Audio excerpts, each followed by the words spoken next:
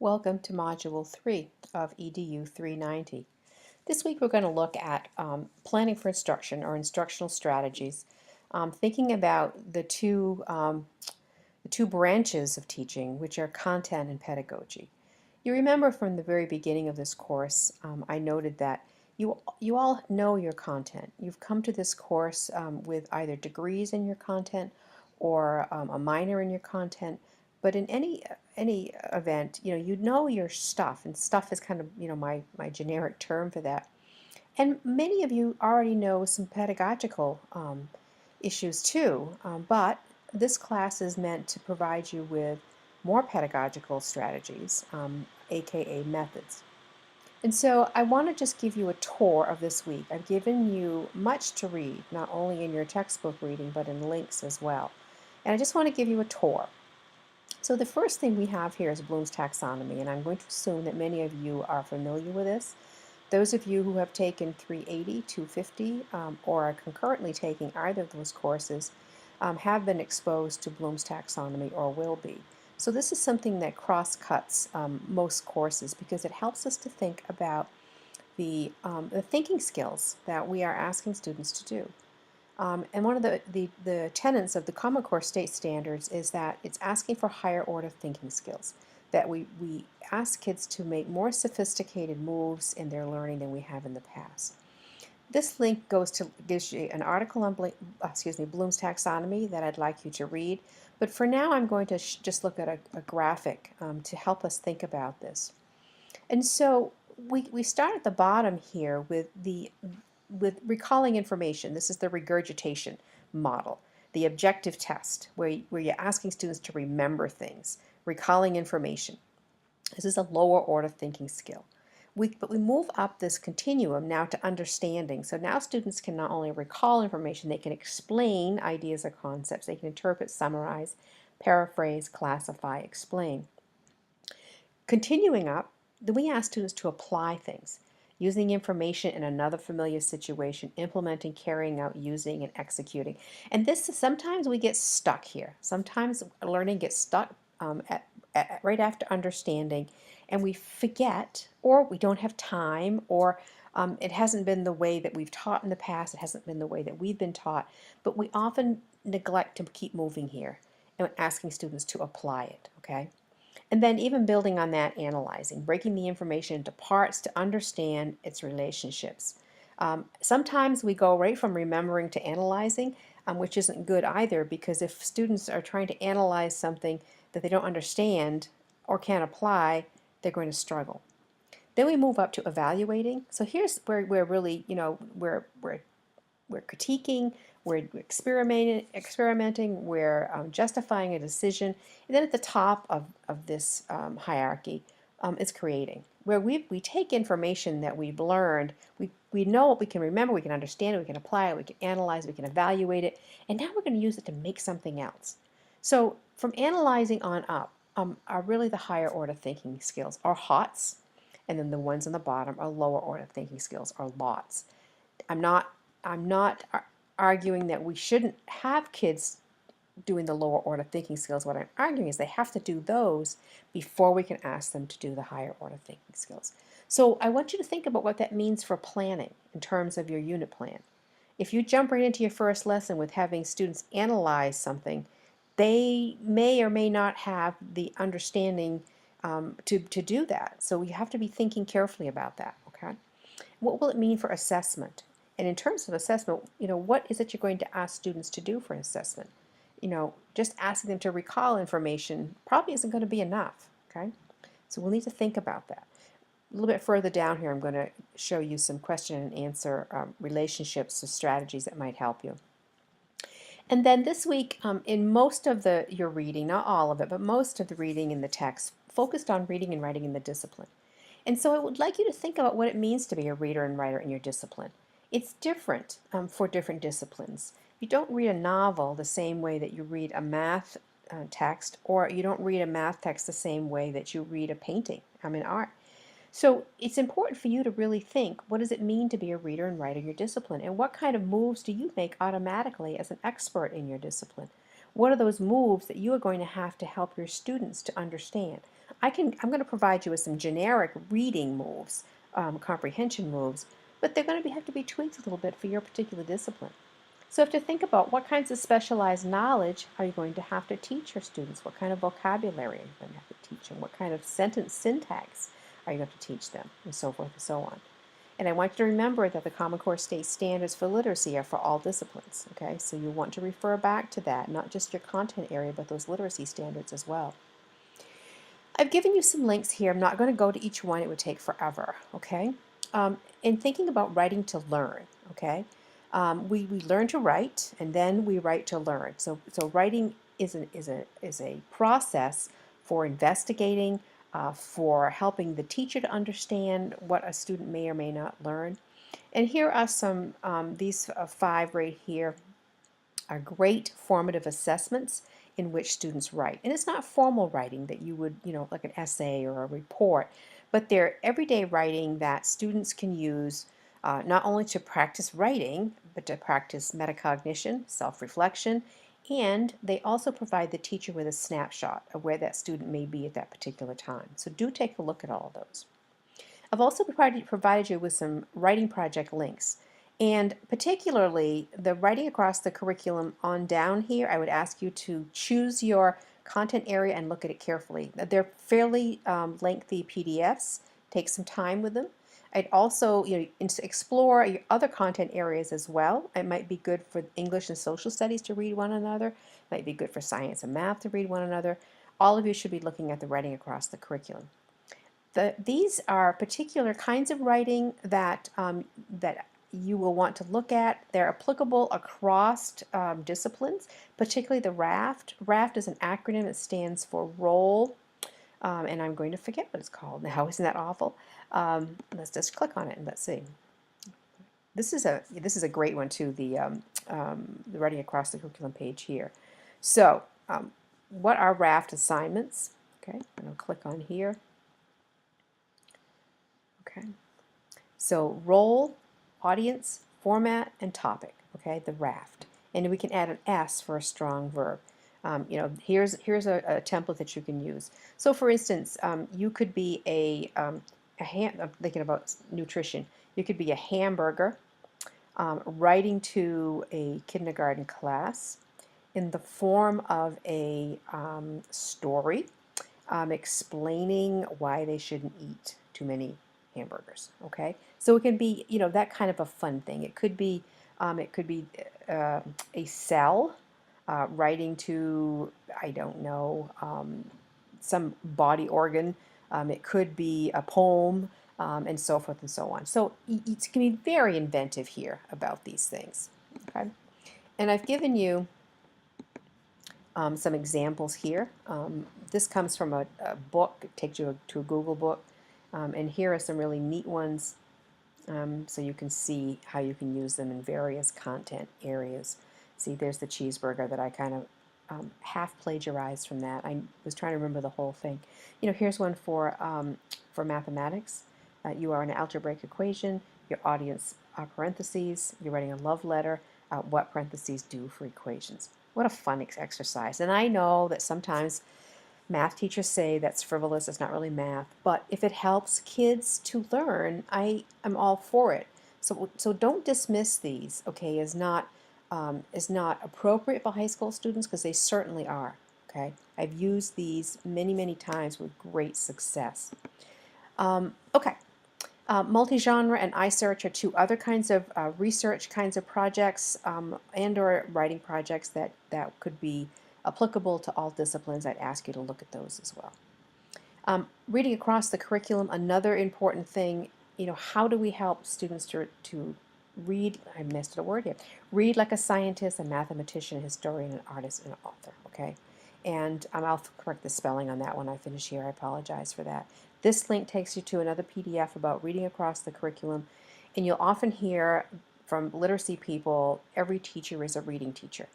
I don't believe that. Okay, I believe that every teacher should help their students to understand and comprehend. I guess that's the same thing. To be able to read and understand the materials in one's discipline. That doesn't mean you're a reading teacher. It means that you are a teacher of your content who is supporting your students to become a reader in that discipline, okay? So it's not, you're not going to teach phonics, you're not going to teach decoding. That's not what we're talking about. We're talking about comprehension, okay? And helping students to understand. If you're a social studies teacher and you have to use a textbook, if that's what your curriculum says, how are you going to help students read that textbook? Textbook's going to be very dry. There's a lot of cause and effect. How are you going to help students to understand cause and effect and how to read that?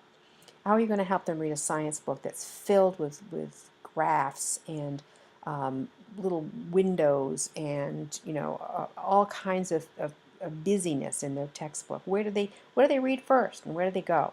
So these are important things to consider. So I ask you to look at that.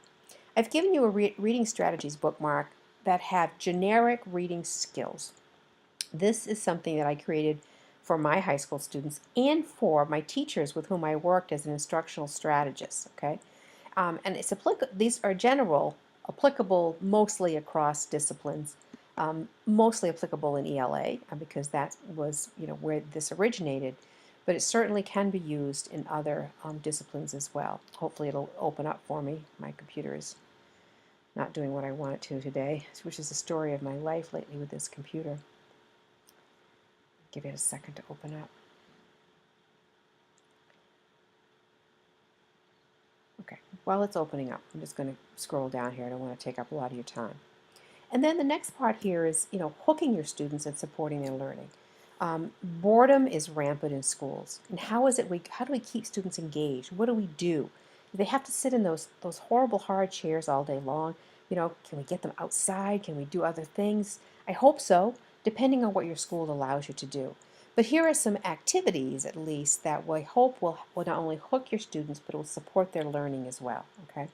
The first thing I want to suggest is that using text sets, okay? And instead of just using a textbook, think about ways to build a text set that would support the learning, okay? Here we go, finally. Here's the bookmark that I created, and this is from Jeff Wilhelm's book, Improving Comprehensions. Setting a purpose for reading, for anything. If kids don't know why they're reading or what they're reading for, they just read, okay? So make sure that you set a purpose for them. Tell them what is it the important parts of this reading should they take out of it? What should they look for? Sometimes you need to give them a text tour or a guide-o-rama to make sure that they're focusing on the things that you want them to focus on. Making a connection with the world, okay? How does this apply to me? How does this apply to my world? What do I see this in my world? Making predictions when you read, okay? This is a little bit more for a narrative reading, but it can be for any kind of reading. Thinking about what's going to come ahead. Being able to turn the movie on in your head. Being able to see and visualize, see a picture in your head about what you're reading, okay? Being able to summarize what you've read. This is very important. Being able to self-correct. If you've come to a wrong conclusion, being able to rewind and say, wait, that's wrong, I need to self-correct. And then noticing key elements. I mean, what I have here are mostly for ELA narrative, but in textbooks, what does the bold mean? What do text boxes mean? What do the graphs mean? What do the pictures mean? Okay, in math textbooks, what are they telling me in these pictures and in these graphs and so forth and so on. So it's important for students to be able to do these things, and these are some generic reading moves that can be used. So I give that to you to use any way you want to. Feel free to print that off and use it. Just make sure you keep the link to the bibliography piece at the bottom, okay? Because I want to make sure Jeff gets credit for that. Okay, so these are for your perusal, okay, to help you think about the activities you might use in your unit. Just remember that you don't want to have a litany of activities. The activities need to be doing something to advance the learning.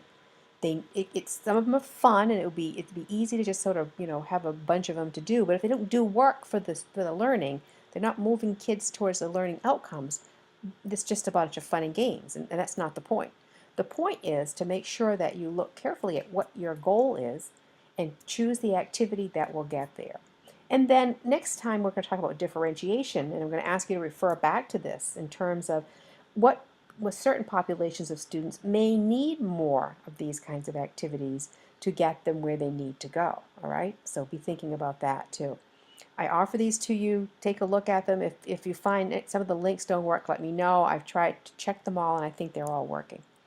Um, this when I say more down here, these are some ideas not only for text sets, but for activities as well. I did not link these. I just wanted to talk about them briefly.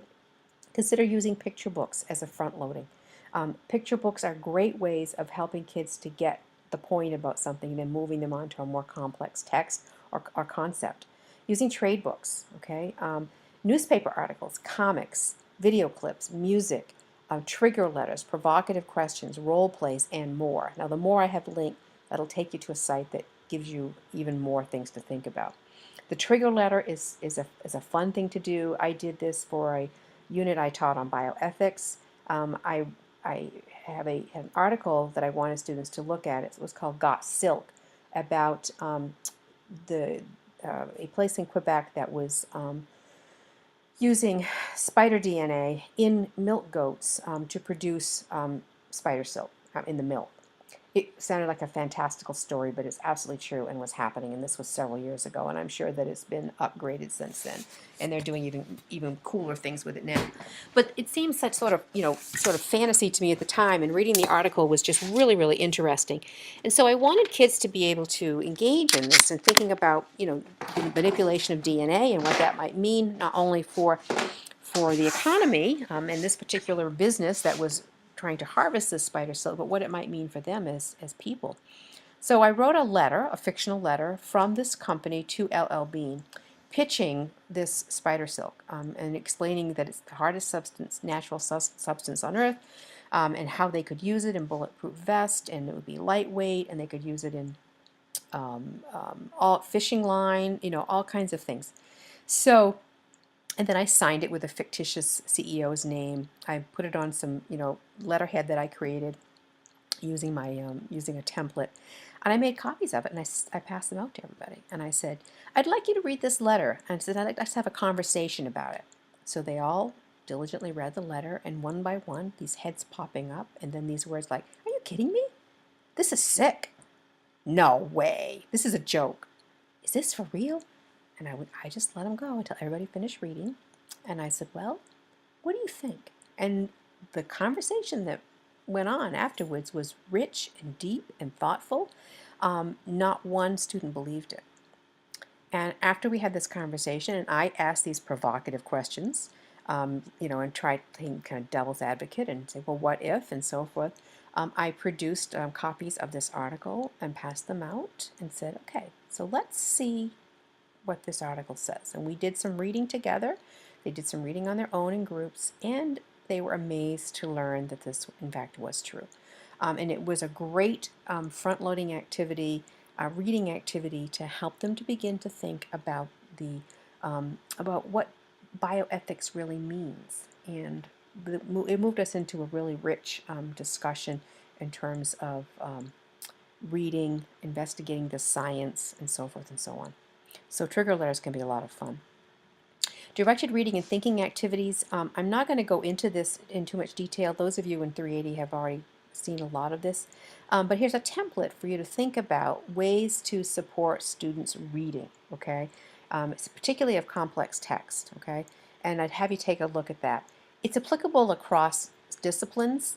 I think it's probably more applicable when students are going to be doing a fair amount of reading. So I could envision it being used in a social studies course, an English course, an art course, science course. I could see it being used in math with some adaptations in terms of helping students to read mathematical language. But nonetheless, I'd like you to take a look at it. So, and here's some more on QAR and Bloom's. Okay, so let me talk about question and answer relationships. Okay. So question-answer relationships help us to think in Bloom's taxonomy terms, and it's a way for teachers to think about how they structure questions for students, but it's also a way for students to think about higher order thinking skills and higher order questioning skills. So students can create these questions as well to help move them beyond, the quiz type trivia questions. So Taffy Raphael came up with this graphic, and she came up with these ideas of 4 kinds of questions. There's right there question or in the book questions. These are things that you can go into a book or a text or whatever, and you can put your finger on it, and it's there. Okay. What year did the Americans begin the American Revolution? Or what year was the Declaration of Independence signed? You can go and put your finger on it and find the answer. There's in the book questions that are think and search. These take a little bit more. You have to look in a couple places, but if you look in 1 or 2 or 3 places, then you put that information together. You got the answer. Okay, you have the answer. You got the answer, but you have to do a little searching to get it. But it's still pretty easy to find. In my head, and on my own, an author and me. So we're gonna go kind of clockwise here. So in my head, author and me. This you have to have read whatever it is you're reading in order to come up with this question, but it also comes from what you know. So it's taking your knowledge, what you've learned in the text, and putting it together and having those kinds of questions. These are really sort of analytical questions. These are evaluating questions. And then in your head and on my own. So this is a question that is sort of a big world question that you can come up with that is related to the themes or the concepts that what you just read, but it's a question you could come up with without having read that actual text. Okay, so this is the creating part, that really higher order thinking. So here's the template. This is a PDF, a 13-page PDF that I would ask you to read to learn more about QARs. And how do they relate to Bloom's? And here's a graphic that'll help you look at it. Okay, so here's the strategy used. Here's the information processing, and here's where we are in terms of the levels in Bloom's taxonomy. This one is the old one. The synthesis and the evaluation need to be switched here. So if you just take these bottom 2 and switch them around, that will take care of that. But nonetheless, they're still on my own, the synthesis and evaluation. So take a look at that graphic too. That will help you with this.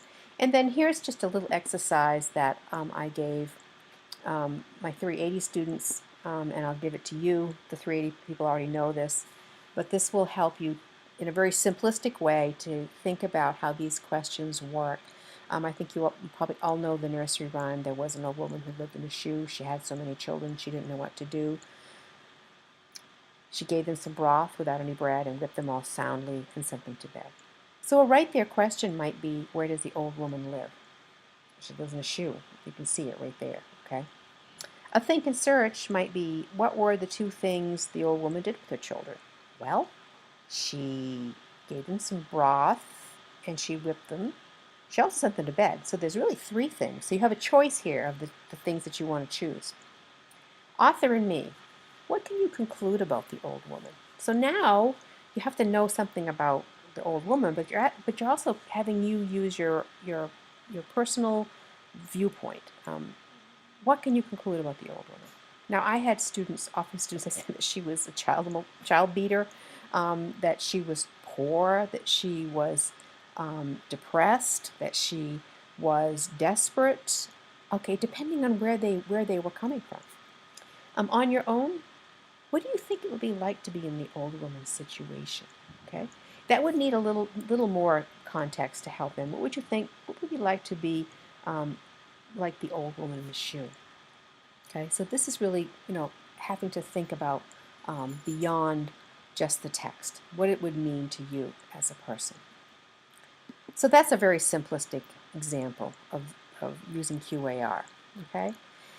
I didn't do a complete search, but you can do a Google search and look for these in your subject areas. You can look for math QARs, you can look for science QARs, and so forth. This one right here gives you some examples of QARs in terms of the 4 pieces. Okay, all right. So that might help you as well. I'm at home. My dog's barking, so there you go. I told you she would. The wind's blowing, so she doesn't like that. Shh, Gabby. Shh, shh, shh. Okay, so that's it. Okay, that's a whirlwind tour of this week. You've got a lot of support, a lot of links here to look at, and so forth and so on. you've got some reading to do. Now, I went over that reading and I found some really interesting things that I had forgotten about in these chapters, and particularly in the math book. I keep going to the math book, but I really like this text. In the math book, they gave, talking about content, it's what they call the Big 20, and it's 20, Gabby, shh, Gabby.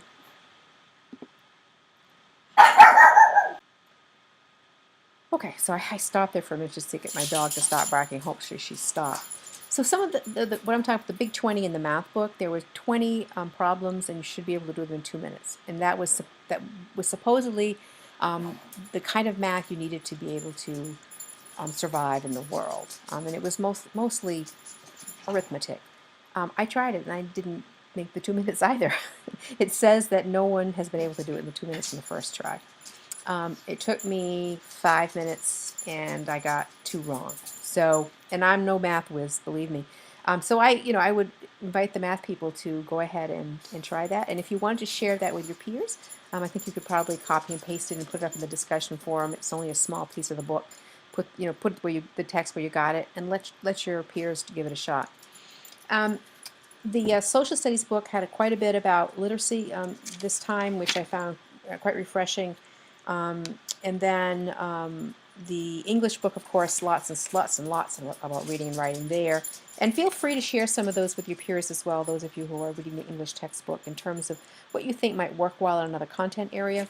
I really encourage the sharing. The art book didn't focus so much on literacy this time as it did on understanding your students and working with your students, which is valuable. The science text, there was quite a bit of reading for this time. Remember, you can spread that out a little bit if you want to, but I also found that quite interesting in terms of what it means to teach your content and the different strategies to teach. So all of your texts provided you with some strategies. I provided you with more strategies, so you've got a lot to really think about this week.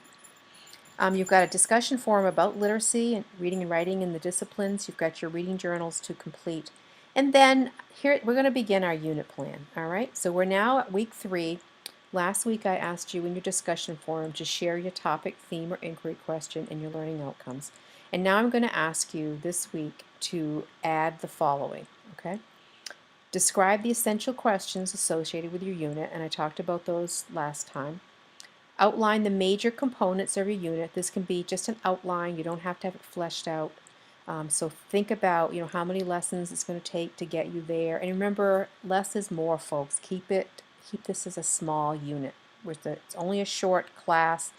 You don't have to be doing this big, long unit. A short unit, I'd rather have a shorter unit and have more thought go into the activities than trying to create this big, overwhelming unit where you're going to be driving yourself crazy to get it completed, okay? I'd like you to create the introductory lesson plan, okay? Whatever that looks like to you. After you've investigated some of these strategies, after you've investigated the strategies in your book, after thinking about strategies that have worked for you as a student, if you're a practicing teacher, certainly you're welcome to use some of the strategies you currently use, but I'd also ask you to kind of think outside your own practice a little bit, maybe try something you've never tried before in this unit, just to see how it would work. Last week I gave you a little video about going over the unit plan guidelines and lesson plan elements, and I gave you some templates for lesson plans. I provided that document again here. That video is also in the unit plan tab, so you've got it in a couple places.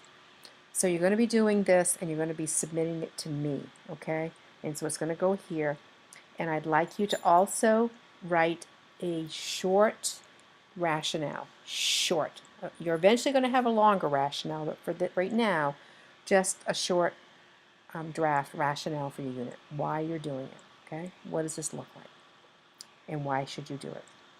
So for example, I talked about the bioethics unit that I taught.